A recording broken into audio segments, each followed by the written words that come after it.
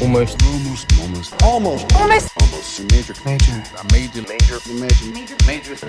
Holy fucking shit, this is major!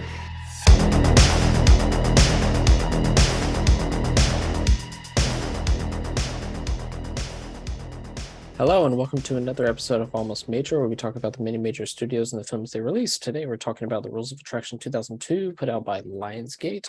My name is Kevin Tudor. I'm here with Charlie Nash. Hello. And Brian Doyle. Hello. And returning with us is Cait Brasel. How are you? Great, thank you. And like I said, we were talking about Rules of Attraction from 2002. This opened on October 11th, 2002 at 12th place in 1,437 theaters. Budget was $4 million, opening weekend $2.5 million, domestic gross $6.5 million, and overall gross of $11.7 million. Top 5 films that weekend was Red Dragon, Sweet Home Alabama, Brown Sugar, The Transporter, and My Big Fat Greek Wedding in its 26th week. Holy shit. Yeah. Those were all big. I knew exactly when this was peak me going to Hastings time and knowing all of these movies. Did I rent Sweet Home Alabama at the age of like 10? Yes. I also rented Transporter because I had to. Yeah. I've weirdly never seen Sweet Home Alabama or any of the Transporter movies. Yeah. I haven't seen Transporter since like 2002.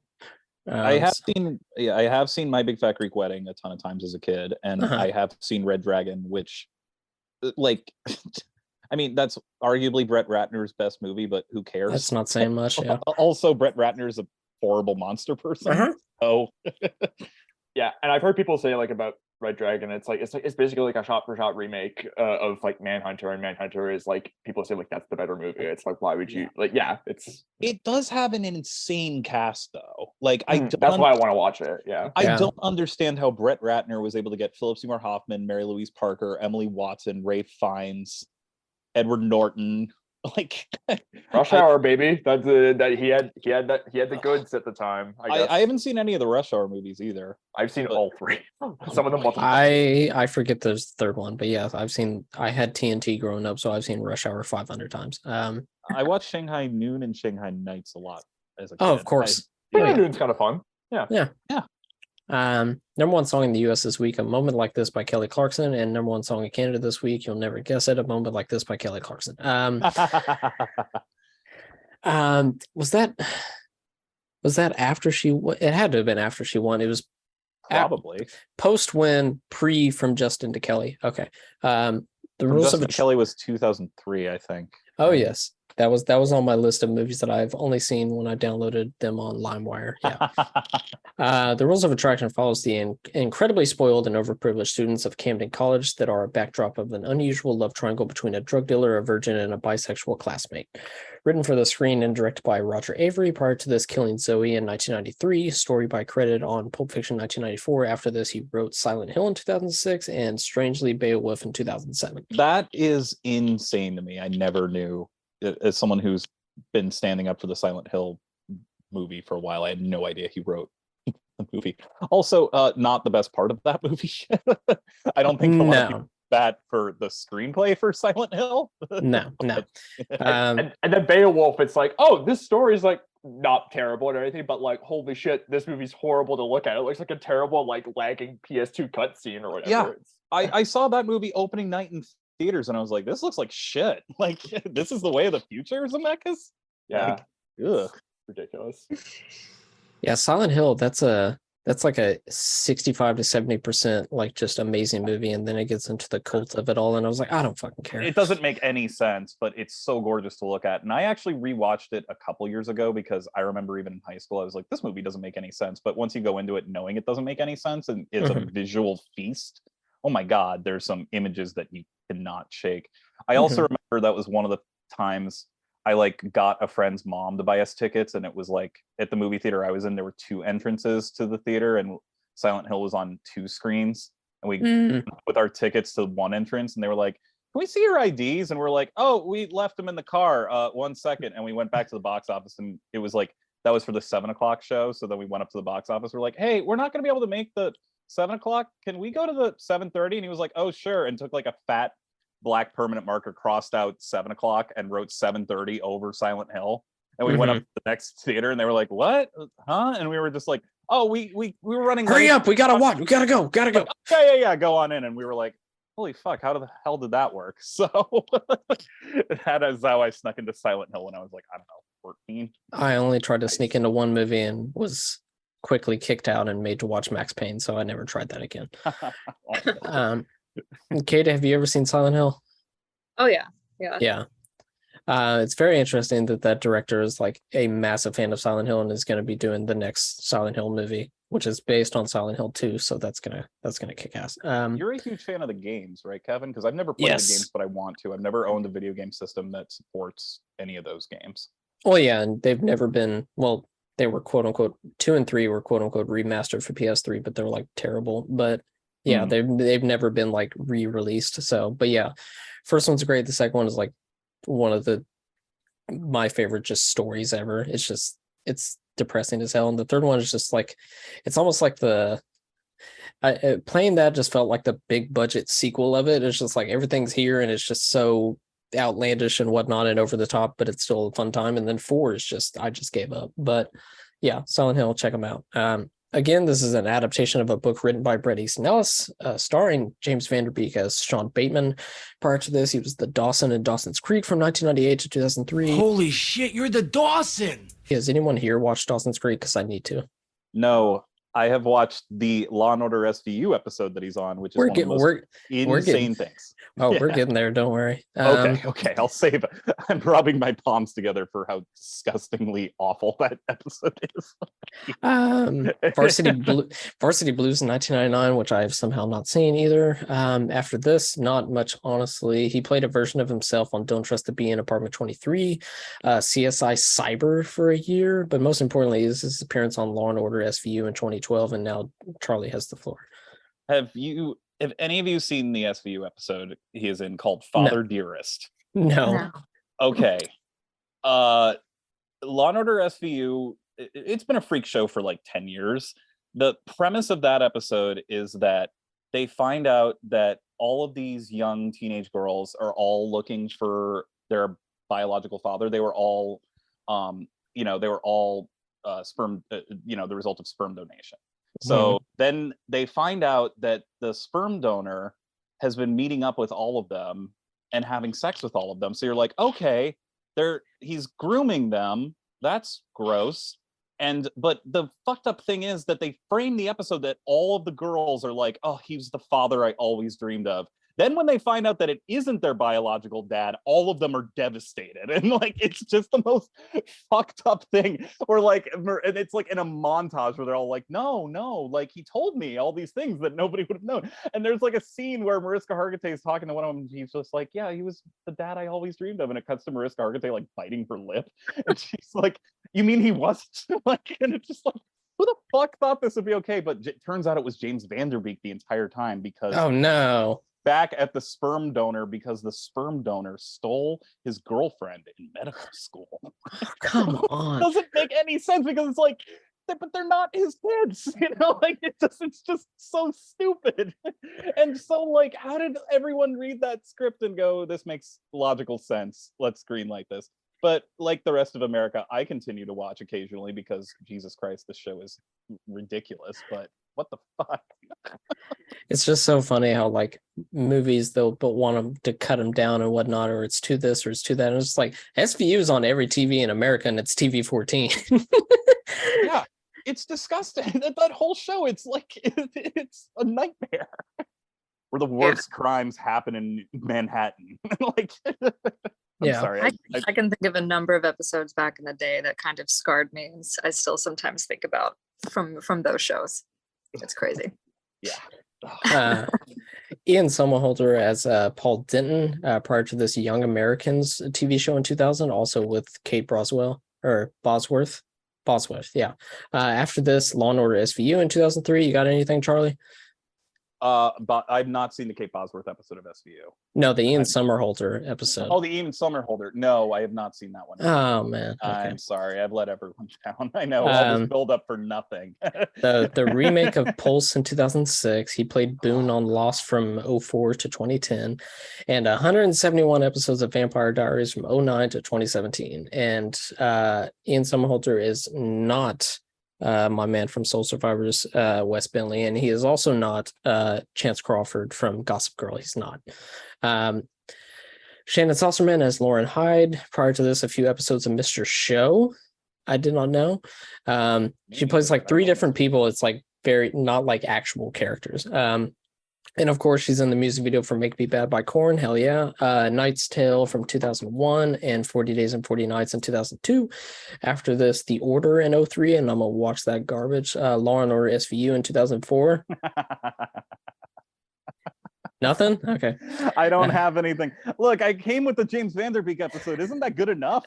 I know, but 3 people, the main cast, all been on SVU. That's that pretty shows, wild. That show's on like its 50th season or something. I don't know. You can't watch all of it, but like I'm such a disappointment. Anyway. I know.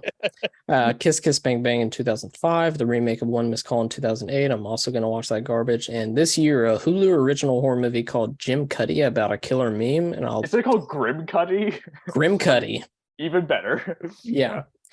Yeah, I'll probably watch it. Also starring Jessica Biel, Kip Pardue, Kate Bosworth, Jay Baruchel. Baruchel. Give some respect to that Canadian legend. Okay.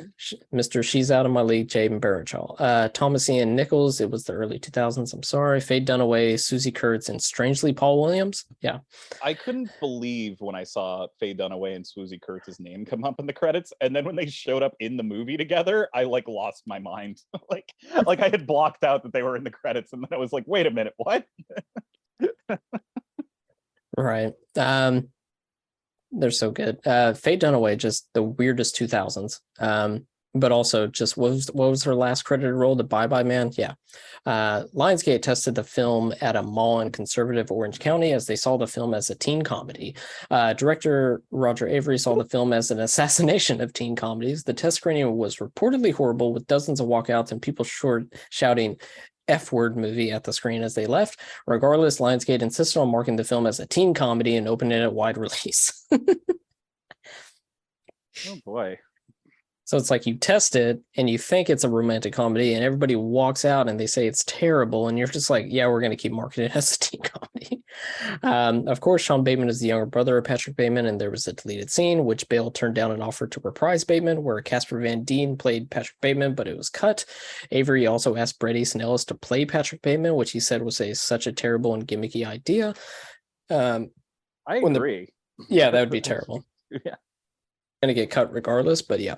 When the production couldn't afford George Michael's Faith, Roger Avery sent the musician a letter asking if he could lower the price, but Michael just gave him the song for free. This scene was completely improvised on the spot.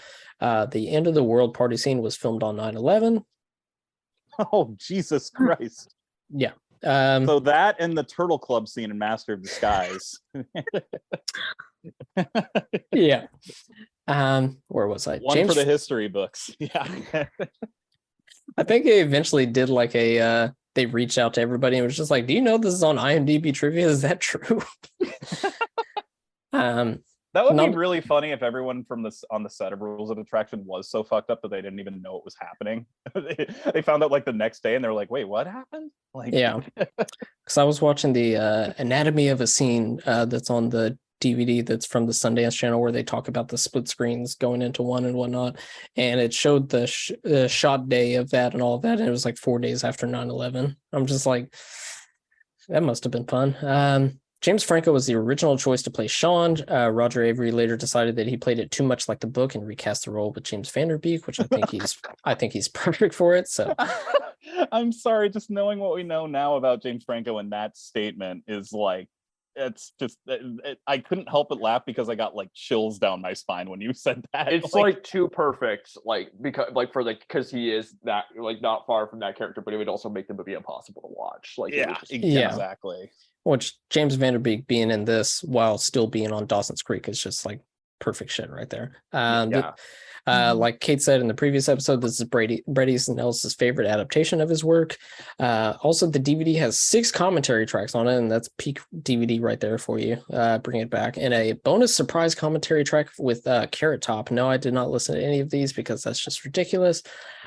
Teresa Wayman, who plays the food service girl who is obsessed with Bateman, named quote unquote marry in the book, and Saucerman were both in the band Warpaint. Wayman is still in the band, Saucerman is not, but her sister still is. I did not know that. Yeah. The last footage shot for the film was Victor's European travel montage, which kicks ass, shot over the course of 15 days by a crew consisting of just Roger Avery, Kip Pardue, and the producer. They ended up with over 70 hours of videotape. The excess footage was later edited into a movie called Glitterati in 2004, which, due to music rights issues, has yet to be released. And Victor is actually the lead character in Bret Easton Ellis' book Glamorama, and the plan was to have Avery make that movie adaptation after Rules of Attraction, but that never happened. Another bit of like weird, like kind of life imitating art where like, you know, that character is like Victor is like kind of like a predator where he is like, you know, like spreading STDs and everything, where like, you know, like one of the things written on his door is like, Victor, the test came back positive, be careful and everything. And then that's not specifically what it is with Pardue, but Pardue has not been in anything since 2019 because he has been accused of sexual misconduct. I mean, good performance in this movie, but like it is like a thing that's like, ooh, creepy to think about. What will the world do without Kip Pardue performances? Anyways, the film had also had to be cut to get an R rating, just like American Psycho. The main points of contention, which are restored in the unrated version, is pretty much the only way to watch it now, is the suicide of the food service girl and the beginning of Laura's, with Lauren's assault. So, not as much take. Well, probably like a minute of both this and American Psycho had to be taken out.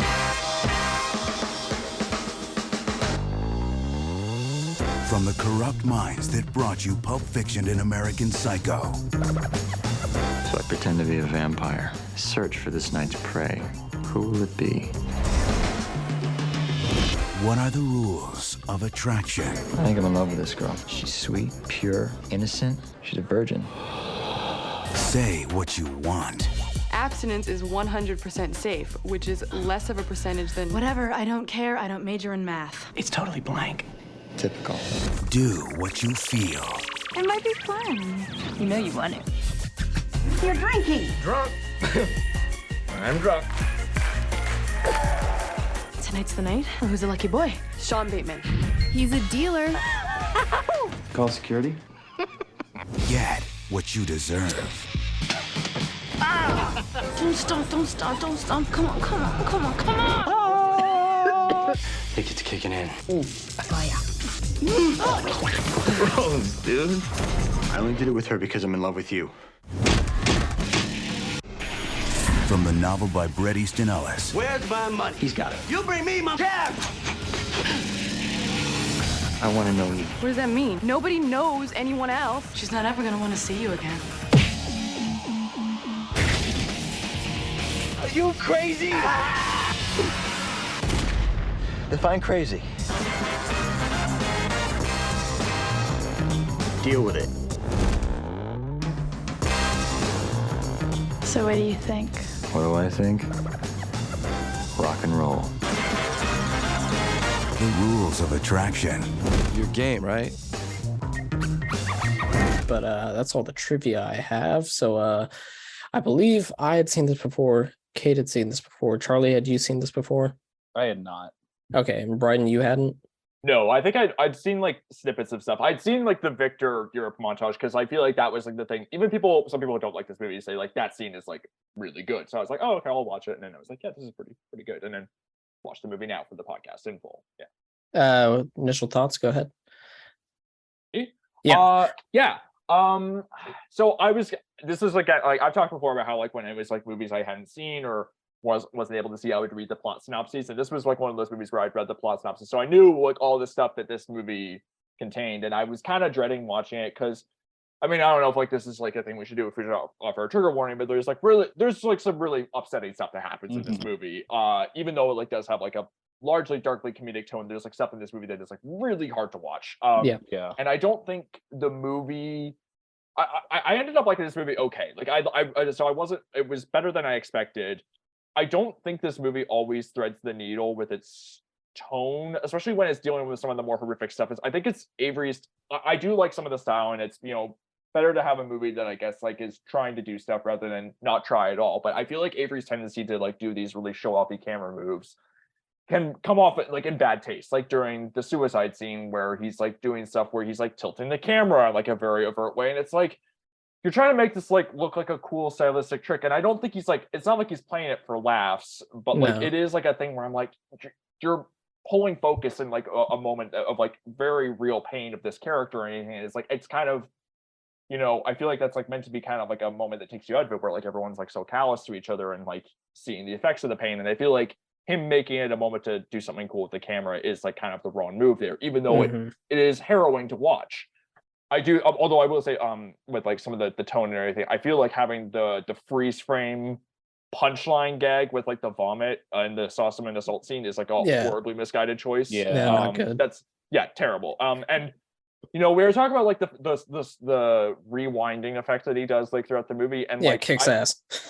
I would say it works with the, and I think there is like something poignant to the idea of like these characters like trying to stave off the effects of time and like, you know, be forever young and everything. And you know, that's like kind of an interesting parallel with American Psycho, where it's very prominent that like Patrick Bateman is like putting on like stuff to like make sure he doesn't age and stuff like that to make his skin look perfect and everything. And I think that's kind of an interesting parallel here. But like, it is the kind of thing where he does the rewind effect in Rules of Attraction like 3 times in the first 10 minutes. And it goes on so much longer than you expect every time. It's just like, pacing wise, I don't always think it's the best or anything, where like I'm thinking, oh, this would be cool if this was like maybe for 20 seconds. Instead, it's like 90 seconds of a whole scene. Like, just like fucking stop. Like I get it. And then, you know, it's Avery, like his tendency to underline, I think, is like a little, as a director, it can get in the way sometimes. Like I think, you know, the voiceover narration, while I think the actors are like pretty pitch perfect in terms of like just like capturing that sort of like flat affect and everything to show their emotional detachment, is like really well played. But then like, it's like he conveys like the look of like the emotional atmosphere and the look of the what I'm assuming is like pretty close to the book and everything. So like at one point where Ian Somerhalder and James Van Der Beek are getting high together, and you see like sort of like this like foggy light texture and everything. It's like, oh, that looks really cool. But then like you have like Ian Somerhalder narrating about like, you know, like the smoky din of the room. It's like, you don't need to have like every word like represented. Like you're capturing the look of the book like perfectly with the visuals. You don't need to have all this stuff. And also like the emotional vampire line where it's like, Van Der Beek's face is enough to convey that this guy's a fucking psychopath and everything. It totally works. And I don't know, I feel like when this movie tries to be funny, like I feel like the sort of tendency with the actors to like go super big is like kind of annoying. Like I hate the whole Dick restaurant scene because I just hate that actor, and I feel like it's just like a lot of dead air, people like looking like, oh my gosh, so shocking, and like just sitting kind of squirming in their seats. I feel like that's much funnier when it's like the more like low-key dickish behavior, like James Van Der Beek just grabbing the CDs and be like, I'm borrowing these, and just walking out of the room. That's really funny. I think the music, we were talking also about the music choices in this are like, they kick ass, dude. They're so good. They were really effective. And Avery, like, it's not like a lot of filmmakers now where it's like just wanted to have a lot of songs and then not really staying in the atmosphere. Like he really like gets the full meat of the song in there and everything, where it's like, you know, The Cure playing like during like the whole like sunny montage at the start showing the campus life, or like, and the lyrical content is often like very cleverly commenting on all of it, like Love and Rocket's Still Alive playing during like the smoking weed scene and everything. And it's like talk about like, you know, don't know what color your eyes are, but you have black hair and everything. And it's like talk about like just how all these characters are like seeking for connection that they can't find. Like that's often like this sort of motif for all the songs. So I think that's really well chosen. But like, I don't know, the whole, like I found this movie pretty watchable, and like I said, I like the style, but also I don't know, it does also make me wonder about like what the whole point of the unpleasantness is, especially like, you know, when you like, especially with Van Der Beek, you know, projecting all this stuff onto Sossaman. I think the movie is critical of him, but then also, and like, you know, projecting like this pure idea of her and everything, but then she doesn't really exist as a person, even though I think Sossaman is quite good in the movie. And I think her sort of warmth and naturalism is like a nice contrast to everyone else being kind of like rigid and cold and standoffish. But yeah, I don't know. So I'm not sure about what this movie is selling and everything, but it is definitely watchable, and I think there's some interesting stuff like to talk about with like parallels to like other Ellis adaptations, like including Psycho, which we talked about, American Psycho. I don't know why I shortened it, but yeah, I want to hear what everyone else has to say. Yeah. You gotta abbreviate it. Just AP. We say AP around these parts. Cait, your thoughts on Rules of Attraction? Yeah, so for me, the first time I watched Rules of Attraction, I was in film school, and and it had somehow escaped me until then. And my initial reaction when I watched it was that I both loved it and hated it at the same time. I hated it because it got under my skin, and there were definitely, the trigger scenes that you guys have mentioned really bothered me quite a bit. It's kind of one of those it's kind of like horror-esque like true nightmare scenarios that take place within the movie, and so those really haunted me. But at the same time, the way the story was told, the way it was told cinematically, really I felt like it was pushed to new levels. And obviously I think the most iconic example of that is when Vanderbeek and Sossman are walking towards each other, and then the both cameras like collide into like 1-2 shot, which is phenomenal. And I still sometimes have to watch the video on how they did that, just to refresh my brain that new and unique and interesting things can be done with the camera. And he definitely does go a long ways in terms of his use of the language of cinematography in this, but it didn't really pull me out as much as I guess it has some other viewers, in the sense that for me it kind of felt like it was leading me down this chaotic story of disconnection, because like the language of cinema was used in such a disconnected, and kind of so many different kinds of techniques were applied to it. And I feel like that is almost the same language that is through the characters themselves, because they're so disconnected and they're all trying to figure out who they are and figure out if they even know themselves, or if they know each other. And two characters, I think Vanderbeek and Sossman, both say at one time, you cannot know each other, like you will never know.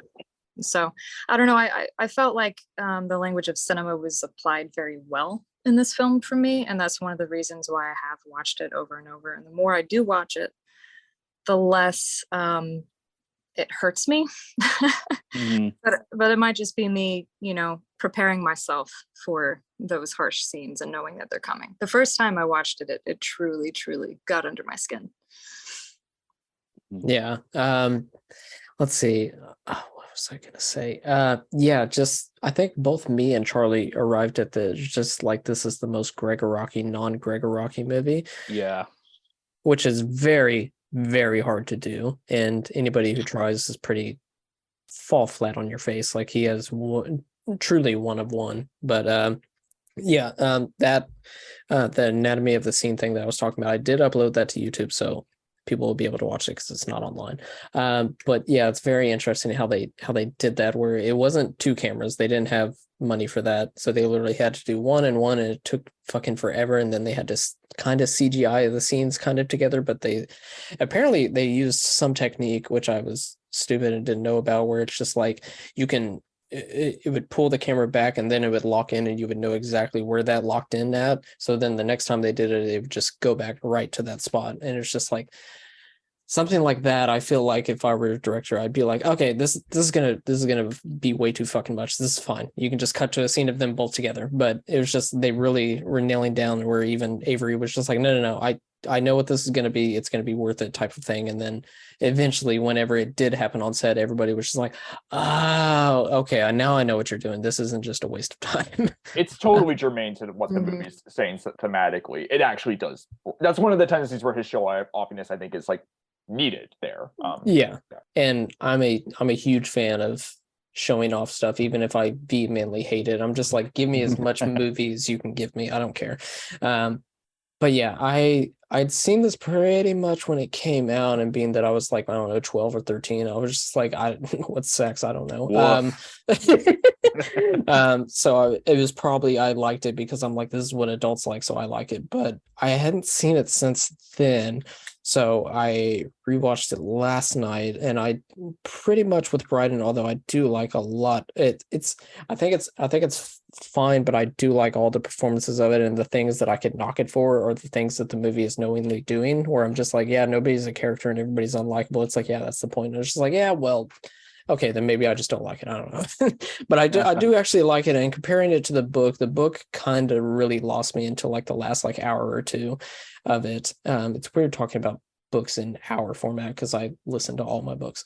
But it's very, very similar to the book. So like Bret Easton Ellis talking about, it's a good adaptation. It is, but there's a lot more in the book to show just how much Lauren does not care about Sean Bateman, like at all.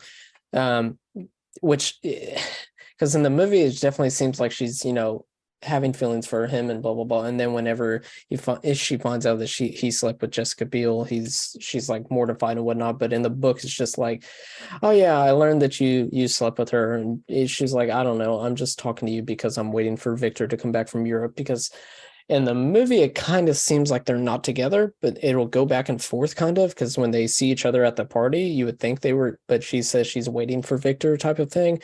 But in the book, he's at Europe for the entire thing, except at the end. And then when he comes back, he doesn't even know who she is. So all that is in the book and is brought into the movie. But yeah, it's a good time. I'm not bored. It's fine. Is it a good time? It's a good time. not in that part, but like there's plenty of enjoyable stuff besides that, the suicide scene, which I think besides the camera tilt and the needle drop is really good. Like I was saying, all the needle drops, I was just like, I don't remember this being as stacked as it is, because of course American Psycho has great needle drops, but for a pre-2000s movie to not just go for very basic ones like, and using needle drops as jokes, like when Sean is masturbating to Afternoon Delight, it fucking killed me. But yeah, I don't really have as much comparing the book to the movie. There's not much taken out. The book is a lot shorter, so it's a lot easier to adapt. The main thing is that by the end of it, Lauren is pregnant, and you're not sure who it is, but Sean and her go on like a 3-day trip where they don't talk and all they do is do drugs. And by the end of it, he just sighs and he's like, fine, I'll pay for it. That type of thing. So, and then at the end of the book, there's like a long conversation between her and Paul at the end where they're talking about how they used to date and all of that and blah, blah, blah. In the movie, you don't really get that. Besides in that split screen where he's like, you just to date Paul, right? And she's like, yeah. But in the book, it's a lot more, there's a lot more of Paul's bisexuality, where I feel like in this one, he's just gay. But besides that line, but it's definitely subdued a little bit more, which Bret Easton Ellis is gay. So he always has gay characters in his. Wait, is he gay or is he bisexual? I thought he was bi. I'll look this up. Hold on. He has said himself that he's like, I either don't say I'm gay or I say I'm bisexual, but now I'm basically gay. He was one that he never wanted to express his sexuality because he didn't want his books to be perceived as a gay text or a bisexual text or anything like that. But he says in recent years he's been able to just say he's gay. Okay. So. But yeah, like after I watched the Anatomy of the Scene thing, it made me be like, yeah, I'll probably go back to this because there's a lot of fun stuff in it. Well, not fun, you know what I'm talking about. Anyways, Charlie. Yeah. So I watched this for the first time yesterday. And yeah, Kevin mentioned Kevin and Bryden and I are in a group chat, and I did mention like 45 minutes in, I wish I was watching a Gregor Rocky movie right now. To me, this did feel like a lot of similar subject matter that Gregor Rocky, who is another queer, I mean, Bret Easton Ellis is not a filmmaker, but Gregor Rocky is a queer filmmaker, tapped into in similar vibes with stuff like Nowhere and Totally Fucked Up, which also deal with very narcissistic, out of touch, primarily teens and early 20s characters who are narcissistic, self-absorbed. But I feel like when a Rocky's poking fun at them, there's also he's poking fun at himself because he has these types of anxieties and these types of fears that he's like, no, it's genuinely understandable to feel this way, but I'm so stuck inside my own head, and I know that Rules of Attraction is not trying to do the same thing, and it is a much more cynical, these people have nothing going on inside their noggins type of approach. But there is something about having watched Gregor Rocky tackle similar subject matter, which has just as much triggering content. Did I say that already? Maybe, I don't know. Uh, Well, about the rules of attraction, yes, but not about. like Rocky for Rocky, sure. You're totally right. Yeah. Yes. because Nowhere also has sexual assault, suicide, all this stuff. But there's a I think what is so sneaky and clever about Gregor Rocky's films that do similar things is that there is a sense of warmth and empathy towards those characters. And I know this movie's not trying to do the same thing, but I feel like this movie is so unfiltered from Bret Easton Ellis' psyche and so obsessed with trying to. I know I haven't read the book, but I have read Lesson Zero, and I know I've seen enough Bret Easton Ellis related material to feel like this is, from my perspective, his language and his what you feel from one book feels the same in all the other ones. Yeah, and I got what the movie was trying to say. I kept also thinking like about Larry Clark films and how I watched Larry Clark movies when I was a teenager and how I ate that shit up. I know we're going to cover Bully later on in the episode, and that's a movie I loved as a teenager, which I'm very terrified to revisit because also deals with similar subject matter, but also very cynical and arguably exploitative, and has actual kids in it, which is like the thing. Whereas like everyone in this movie, at least like they're adults, like for the most part. So like there is that sense of remove where you can be like, these are clearly people in their mid to late 20s. They are not in college. I felt like I got the point of this very early on. I wasn't necessarily bored, but I just felt it to be kind of monotonous. And I will admit, I split it up because I had to go to work at one point. So I watched an hour of this thing, and the movie starts off with a really gross scene of sexual assault, which really was like, oh God. And then I came back and I was like, okay, I'm going to throw this back on. And then the suicide scene happened. So I will say my viewing is colored by the fact that both times I hopped into this movie, even though you're not supposed to watch it that way, I went into the most triggering scenes for me. Self-harm is one of the few things that I'm very, very triggered by in particular. And I was texting Kevin and Brian and being like, God fucking damn it. Like, and I have the same issues with you, Brian, where I was just like, I don't think the movie's not trying to be empathetic, but it is so stylistic in a way that it pissed me off that we don't know who this person is, and the movie's kind of using her in the same way it uses all of the characters. Oh, yeah. And then to do the whole, like, she was there the whole time in the frames, where I was just kind of like, I hated that. I did hate movie. I did hate that because after I read the book, I was just like, okay, there's a secret admirer somewhere in there. So it doesn't point to it during those scenes at all, but I knew from reading the book that I knew that she was going to be there. So the pointing out afterwards felt like I was watching like Unsolved Mysteries. I didn't like that. It's Avery's underlining again, where it's like you're being too obvious. Like I got it. Yeah. And I guess my thing with those two things is that, and both of these are women, that this is where they're going to end up, and here's how we're going to backtrack to both of them in a way made me feel kind of queasy, where I'm like, I know this is the point, and I know that you're trying to make points about misogyny in a way that, like, I know that's very much what you're tackling, but the movie's so obsessed with stylistic excesses that it's never boring. And I think it is made, like the craftsmanship is very impressive, but it felt strained to me a lot of the time. Like, he's consistently trying to show you how impressive he is with the camera while also hammering the same point home, like, over and over again, in a way that I found to be very monotonous and exhausting, and not in a way that I found necessarily boring.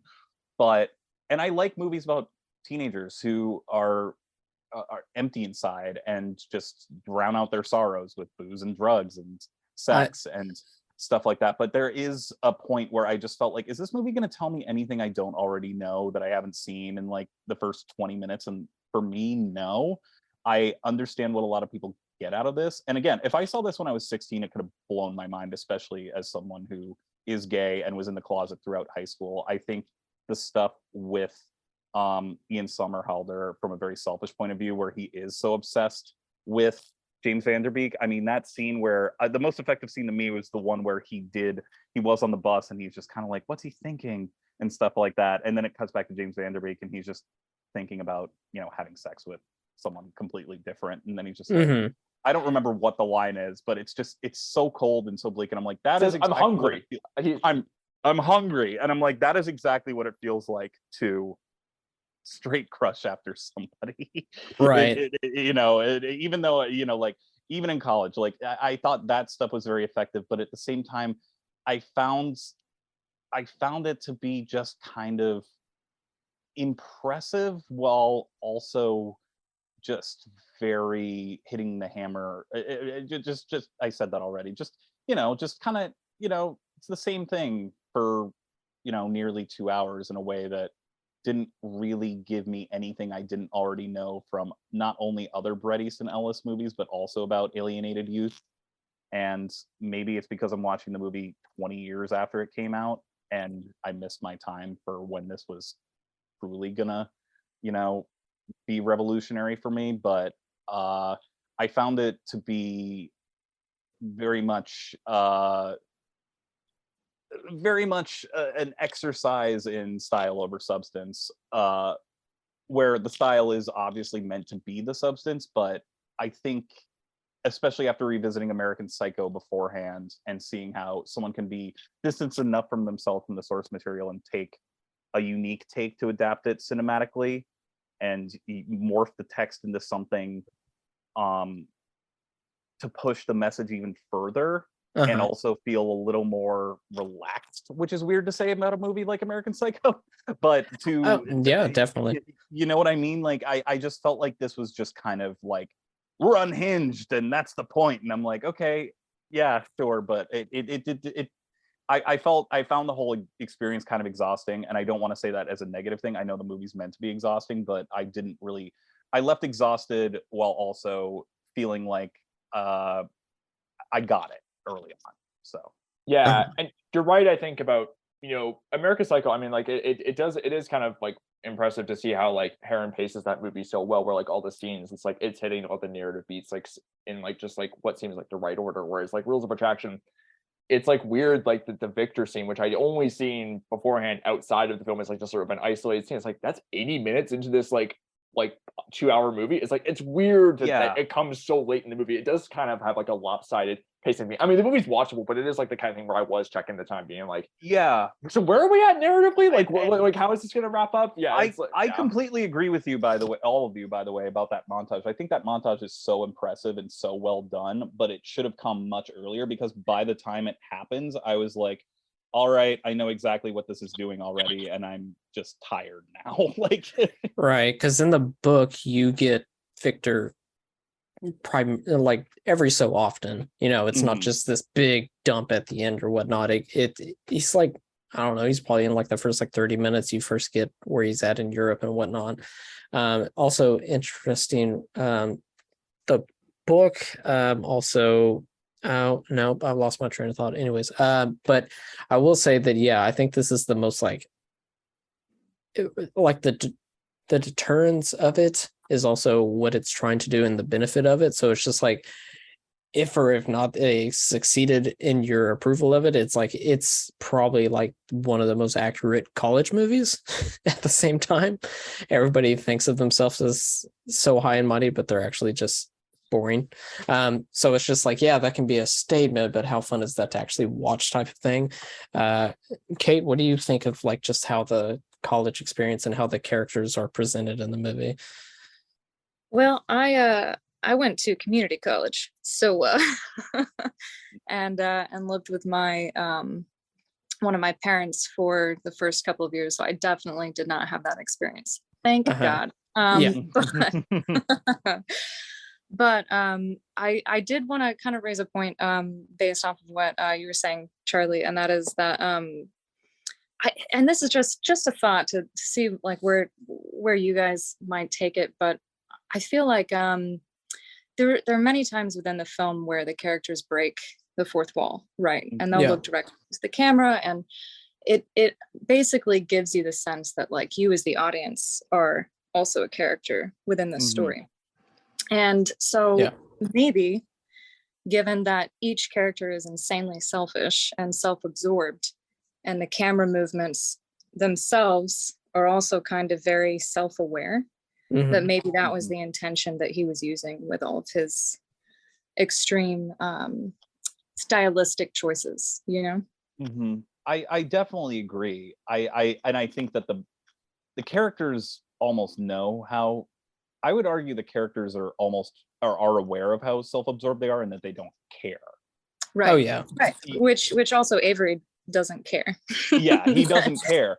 It's a Yeah. fearless movie. I think that's what held my interest, is like it is fearless in how abrasive and grotesque it is. So Mhm. I don't want to be like that person, because that was the other thing I kept telling myself, is like, I don't want to use this phrase because I know it has a terrible connotation to it, but to clutch my pearls is the point. Does that make any sense? You know, like It's trying to get a reaction, yeah, the entire trying time. to get a reaction out of me, and like and I'm fine with all of that. It wasn't like, I mean, it's just and like I find it very interesting, Cait, that you were like, I loved it and I hated it at the same time, because I definitely was.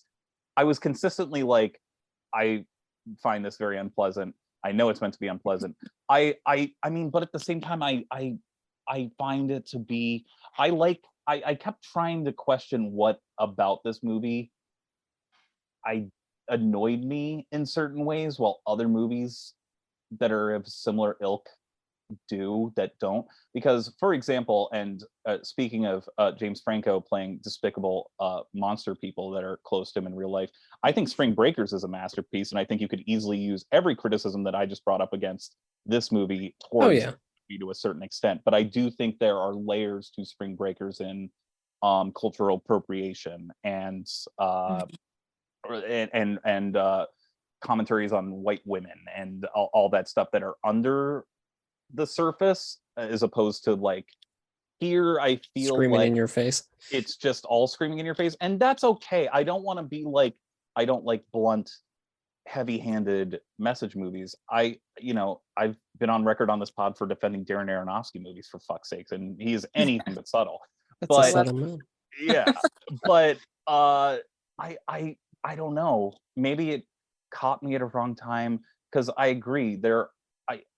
I truly feel like there's a part of me that was like, I should have watched this when I was younger, because now watching it and not having read the book, I found it. I don't want to just. I don't want to give off the impression that I was just shrugging the whole time, like, yeah, but I can't deny that, like, I kind of got what this thing was saying, and I didn't really care. And that kind of, I just have to be honest with that. I also went to, I went to Emerson College, which is a college in Boston, Massachusetts, which is full of a lot of rich, wealthy white people. And like, this wasn't, like, don't get me wrong, this type of shit doesn't happen at Emerson on a daily basis, but I was kind of like, maybe my own personal experiences. And I, for the record, made lots of friends at Emerson College, loved my college experience, but definitely went to parties where it was just these people, like sometimes that you would walk into a wrong party and be like, oh God, like, Jesus Christ, like, get me out of here.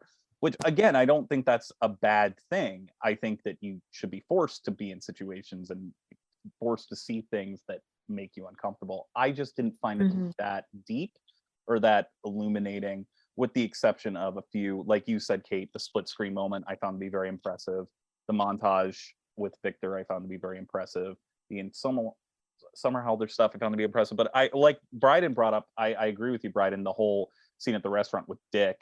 I found it to be funny almost in a way because I loved seeing Faye Dunaway and Swoosie Kurtz in this movie for some reason, where it's like all the early aughts hunks like Vanderbeek and Bosworth and Beale are in this movie, and then all of a sudden they show up and they're just like taking pills. Like, what is it? Who cares? Like, I found their reactions to be funny, but almost not in a way the movie was intending.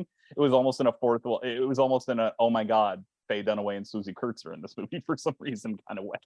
Yeah, that scene just kind of annoyed me because like it's cutting between them, like the sort of loud, quiet contrast where it's them like saying, "What are these pills?" like in an empty restaurant, and then like cutting to like this like very drawn out dance lip sync scene to Faith, and I'm just like, I feel like I kind of like that scene. It's but the kind of cute. performances, and I get like they're self-absorbed and everything, but it's like I feel like you're just straining. The performers are straining so hard. Like, look how funny this is, and it's like this is going on so long. I don't like it. But yeah, his performance, I agree with you, Bryden. It's just very obnoxious, and it's again straining for those comedic beats of look how wrong this person's being, and I'm like, I get it, like. Just which American Psycho does too, and Wolf of Wall Street, Spring Breakers, Gregoraki movies, there's a way to be abrasive with a certain tone, and I feel like this kind of just hits a pitch that's a little too off for me. It's timing. It's like the thing where like there's that dead air where it's like these like awkward pauses where it's people just like sort of like, they're like, oh, look how shocking this is, and it's like, stop, I get it, but yeah, and it is like also like you could tell that Avery has like worked with guys like Tarantino, where like he just like Clifton Collins Jr. like say motherfucker like like 5 times in one sentence, just like, oh my god, not in the book at all. Yeah. Oh wow, yeah. That dinner scene, if you read the book, you'd hate it even more. Oh my god. I'll just say that. Because Faye Dunaway and Swoosie Kurtz aren't in it.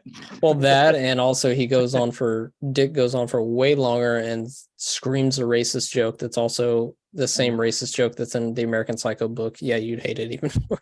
He names more vulgar classes to take him, like freebasing 101 and everything, like he names. No, that's directly from the book. Yeah. Okay, yeah. But yeah, it's also interesting. The book is definitely set whenever it was released, like in the mid 80s, late 80s. And there's the thing in this and also in American Psycho where characters list songs that are on and stuff like that. But this one definitely takes place most likely in modern day or late 90s, because that film student. Oh yeah. And the film student is talking about like Tarantino when he's trying to pick up on Lauren and whatnot. That just stroking himself there. That's like so annoying. Yeah. Accurate, but yes, yeah. Because in the book I forget what he's talking about, but to see that he's name dropping Tarantino is just like, oh, okay, so they changed this one into modern day. Yeah. But and for the record, I just one more thing I want to make it clear. I don't care that I can't relate to these people. I just don't find them that interesting. They're not, and they're meant to be, but it's like the thing of like, yeah, you meant to be, but that doesn't mean I enjoy it that much. Although the performances pull me through the character beats that are not working. Like I think Vanderbeek is fantastic. Karen Saucerman, what she gets to do is pretty good. Really good. I guess that's the other thing, is the framing of that character in particular, where that's the first scene you see, and then you're just, I get that the point of the movie is that you're haunted by where her character will end up. Right. And that's the whole point. And I feel like you can handle that in a film that would be effective, but I feel like her character doesn't really get, by the end of the movie, any sense of like, I don't know, like, and maybe that, and I get that that's the point too, that they're all empty, but like she's the one pure character, and something about that critiquing that. Sorry, go ahead. Yeah, no, please go ahead. You were kind of finishing what I was thinking about. Yeah, I mean, I did bring it up earlier. Like, it's like the movie is obviously like saying like Vanderbeek, and I like that the movie's subversive. It's like, where like, and this as teen comedy assassination, where it's like Vanderbeek thinking like, this is my chance to be a good person by like redeeming myself through this girl, and it's like, no, you'd still be a jerk, and like you're also like having a very reductive view of her and anything. But then the movie doesn't really characterize her beyond being like, and this is actually like a thing now. I don't know if it's like Saucerman, like her performance is like different than like how the character is written, but like I feel like her performance, she's the only one who kind of seems like a human being in the movie, whereas like especially, and like when she says like it doesn't matter to like people like him, people like us. I'm like saying, I don't know, you seem like you're kind of like different, especially because she's shown pulling the girl who commits suicide out of the bathtub and everything. Like that is like kind of a selfless thing. It's like, I don't know if it's like maybe the movie doesn't quite do. She also takes a minute before she drags her out, which she is friends with her. So it's like she's at first you may be shocked or whatever, but she doesn't immediately do it. But also I can't tell if that's like one of the split screen things where it's just like, I could have saved her and I couldn't have saved her, like when Paul is fantasizing about Sean and whatnot, where he's just like, oh, this would what I want to happen, and then this is what actually happens. Which in the book, Paul talks about having sex with Sean and hanging out with him and all that, and then Sean never mentions him in his chapters, so it's like this is all in Paul's head, which the movie definitely like disregards Paul for like 40 minutes, and then he just shows up again. He's just like, oh, hey, Sean, how's it going? He's like, I don't even know who the fuck you are. Fuck you, Bateman. Yeah. Just like slipping on the snow. Yeah. Yeah. Yeah, I mean, it is interesting to watch this, like, where, like, it is funny, like, how this and American Psycho do sort of, like, the similar things with, like, the not really connecting with people. I mean, like, that split screen scene, it's, like, them, like, these two people who are, like, literally face-to-face, and they don't really, like, emotionally connect until, like, 90 seconds into their conversation when, like, it turns into 1-2 shot and everything. Then just as quickly that moment stalls where, like, they're in separate shots again. But then also like I mentioned, it's funny how like there's the mergers and acquisitions mishearing gag in American Psycho. There's the same bit here where it's like, you know, I need a case of beer, quesadilla. Like it's like I'm just like hearing what they want to hear. So like it is fun to like sort of hear see like kind of even if like I'm not necessarily sure about the depth of it all, it's funny to see similarities in like Ellis's worldview, I guess you could call it. Terrible worldview. I mean, that's the other thing where like it can get a little over the top for me, where like it's like even the hospital workers are just as like shitty as it's like as shitty as everyone else. Was like, I'm on my break, I'm not helping this OD kid. It's like, really? Like I find that a little weird, but like everyone in like in the state is like terrible too. It's like, okay, that's a little much. But anyways, I mean, that's kind of going up to other points. I feel like that's the thing that's interesting between the link between this and American Psycho is that American Psycho, the whole point is that everybody sounds the same. And that's kind of what the commentary is about. Here, everybody sounds the same, and that's what the movie's about, but what it's saying is much more obvious, where American Psycho has so many layers and so much subtextual commentary going on, whereas this is all laid out pretty thick. It's definitely written from the point of view of somebody that's like, when you are this type of person, you wish or you want to think everybody's just as terrible as you, because then you don't have to think about how terrible you are. It's like the doctor who thinks this kid is dead when he's clearly talking and breathing, and that's Paul Williams, which is very funny to me.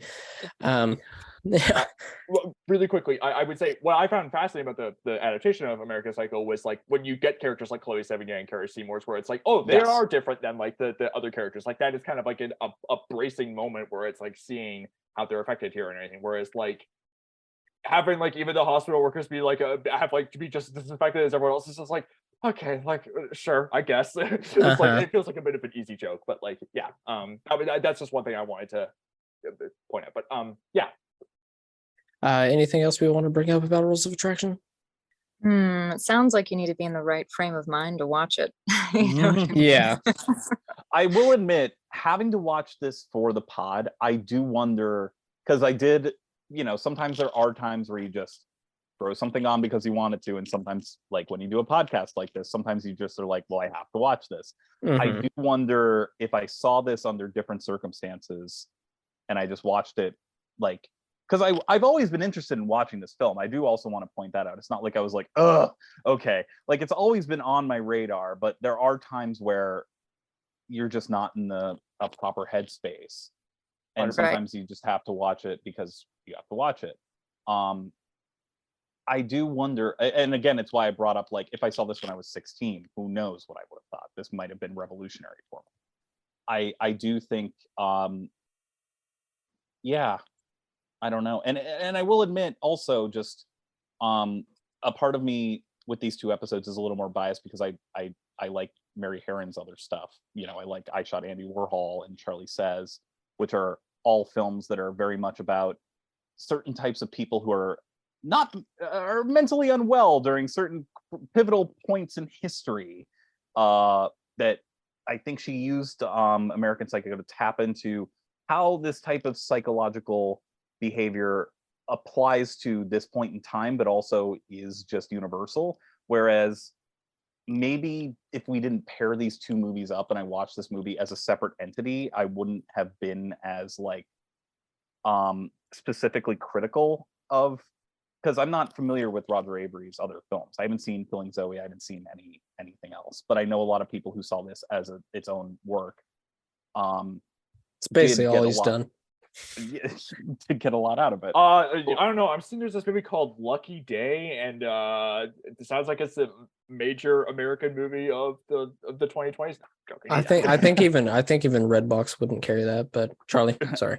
It's okay. I just do think that I can't separate my own viewing experience from having just watched American Psycho, knowing we were going to compare these two movies or talk about these two movies, and then comparing them to, even though I haven't read the books, so I know I'm a little like out of my depth here, but like just comparing them in terms of like this certain type of misanthropic mindset, if that makes any sense. Totally. I mean, go ahead, Cait, please. I was just gonna say it is worth It is worth the watch, if only to dissect it and talk about it. I mean, every good movie is thought provoking and sparks conversation, and this one definitely did. So. Yeah, no, I was about to talk about it too with all of you. Yeah, same.